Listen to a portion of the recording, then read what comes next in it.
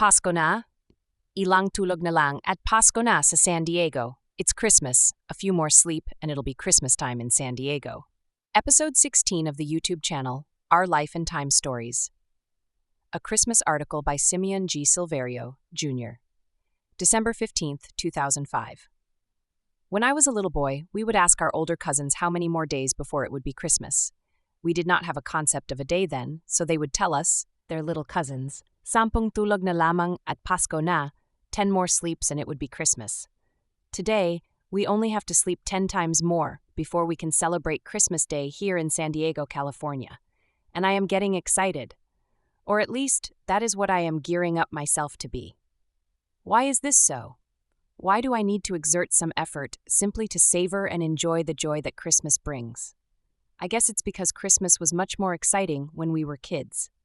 Now that we are adults and living in our adopted country, we somehow long for the good old days when we were celebrating Christmas in our home country, the Philippines. As kids, we had a future to look forward to, in contrast to now when we are already adults and in the twilight years of our lives. At that time, we rarely get and could afford to have inexpensive things like new shoes, clothes, and toys that we expected to wear and receive as gifts during Christmas time. These days, we can buy them for ourselves anytime we would want to. Correction, every time there is a sale at the department stores. The ability to do so somehow rubs off the excitement we normally experience whenever we get a thing that is difficult to acquire. Moreover, despite the dire economic situation in our country, the Filipinos in the Philippines simply celebrate Christmas with much more feeling and intensity. Remember the Christmas carols that start playing in Philippine radio stations by October? The colorful lanterns hanging on the windows of every house and buildings? The little kids conducting caroling in the streets evenings before Christmas? What also dampens our Christmas spirit as adults is the fact that we no longer have our friends and relatives who had passed away to celebrate Christmas with. Our happy memories with them can only remain like that and can no longer be brought back. Some Philippine Christmas carols like Levi Solario's Ang Pas Christmas Has Arrived remind us of the past and instead of cheering us up, sometimes make us feel nostalgic and sad. What to do? So what shall we do? Shall we rue the fact that we are stuck? Here in America, where affordable luxury food are aplenty, while some of our friends and relatives are going home to the Philippines to celebrate and enjoy Christmas? I don't think so. All we have to do is look around and exert extra effort to make this year's Christmas in San Diego as exciting as when we would have celebrated it in the Philippines. The Pasko Dance Company, led by its director, Ana Marie Cobato, started the ball rolling by holding a Paskuhan dance festival at the courtyard of St. Rita Parish Church last Saturday, December 3, 2005. Colorful paroles, Philippine lanterns were on display, complete with a bahay kubo, nipa hut, and some items that would remind one of the Philippines.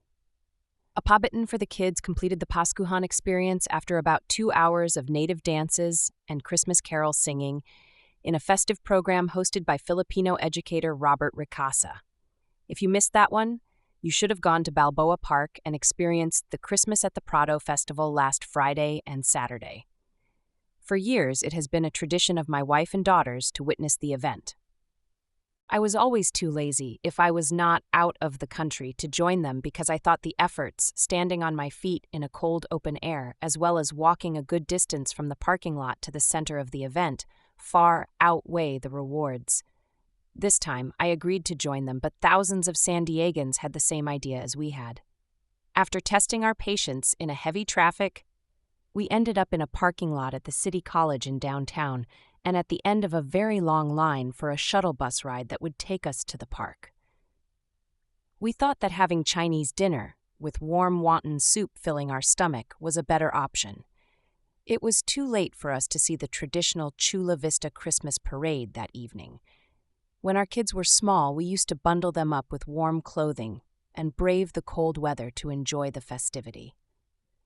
Now that they are grown up and on their own, the incentive to see Santa Claus walking in the parade and throwing candies at the crowd is less enticing. Years before, we used to go around Guava Street in Chula Vista and enjoy the colorful Christmas lights and display in each of the houses in the entire block. It was a tradition people enjoyed for years, many coming from different parts of San Diego County to see the colorful and cheerful sights. Eventually, some of the Guava Street residents grew tired of the hassle of preparing the decorations, not to mention the traffic, until finally the Christmas display in the famous Candy Cane Lane died down. These days, colorful Christmas lights and display can be seen at the Del Mar Fairgrounds, for a fee, of course. Some Filipinos in San Diego wanted to have their bibingka, rice cakes, and eat them too. Hence, they organized a simbang gabi, evening mass, in their parish churches. Together with a Filipino priest in the parish, they hold a novena, 9-day mass, from the 16th of December to the evening of the 24th.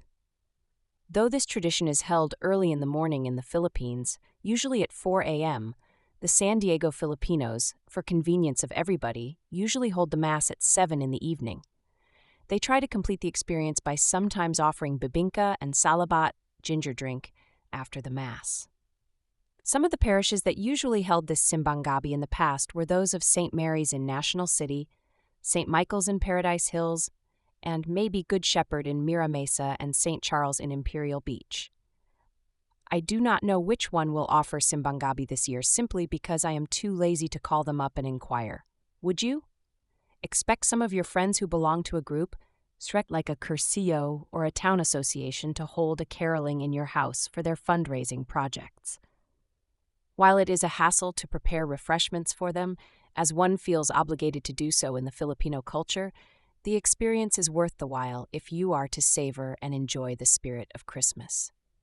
You get to hear them sing out of tune, but what the heck, a Christmas carol, especially when sang during Christmas time, will always sound as good.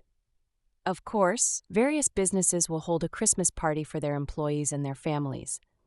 One, Meridian Realty, requires its employees to go to Las Vegas, where their party is to be held. Maybe the Christmas bonus the employees are expecting to get are much more than the cost and trouble of going there. If you are planning to hold one for your company, forget the function or ballrooms in local hotels. They have been booked months before. Maybe you might want to have a Christmas party at the park for a change. You are guaranteed to have a space because no fool will stay in the park during these cold evenings. In the Philippines, business firms are required by law to give 13th, sometimes 14th month pay as Christmas bonus. Being an employer myself, I am glad I am not in the Philippines. For a miser like me, a Christmas card with a well-written dedication will do. By Christmas Eve, Plaza Boulevard in National City will be filled with traffic all day. This is because Filipinos will troop to the area's restaurants, Oriental, and other Filipino food stores to buy the food items for their Noche Buena and Christmas Day feast. One of the most popular are the jamon de leche, bibingka at Puto Bumbong at Manila Sunset Restaurant, where owners Raymond and Marie Wisco distribute the items ordered days before. Rick Caballero of Happy Bakery, located on Plaza Boulevard, east of 805, will be busy baking as many pan de sal and other native bread to satisfy the appetites of his customers. One can be sure that his oven is roasting pigs, lechon, all night and day long. Rick will also offer favorite Filipino party dishes like apritada, kare-kare, menudo, and others because Filipinos would rather have them than the traditional turkey served in American homes. You can expect queso de bola and chestnuts to be available at Seafood City Oriental Store because these are the items traditionally served in the Philippines during Christmas time. Check out the Asian Journal because Seafood City has a 2-page, full-color and center spread ads identifying its sales items for Christmas. For our family, it will be the first time in 3 years that we will be celebrating Christmas in San Diego. We spent our Christmas out of the country during the past 3 years. This year, one of my daughters wanted us to spend Christmas in San Diego. She wanted to be with her friends during the joyous of all seasons for a change. But guess what? Her best friend and her family had decided months ago to spend their Christmas in the Philippines. If you feel that you still don't get excited this Christmas, try the reverse psychology. It is said that 'tis better to give than to receive.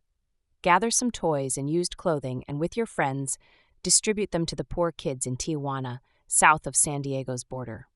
Better yet, participate in Father Joe Carroll's Feed the Homeless program. If that is not enough, send $100 or two to your relatives in the Philippines and have them distributed to your relatives as Christmas gifts. At $5 each, they will jump with joy and be grateful to you. My friends, Frank and Guada Rivera, owners of Award Master, which makes trophies and plaques, always distribute money to their neighbors in Valenzuela in Metro Manila. A long line of people are formed outside their house every Christmas Day as they fulfill their vow to play Santa Claus in their area every year. Remember, Christmas 2005 will only come once in your lifetime. Might as well make the most of it before you run out of Christmas to celebrate. Merry Christmas. And that closes the book on this matter. Subscribe to the YouTube channel, Our Life and Times Stories, to listen to more enjoyable stories like this. They are also contained in the books published by Papyrus Books, with email address papyrusbooks@yahoo.com. To order a copy of the books, go to amazon.com and enter the name of the author, Simeon Silverio, in the browser.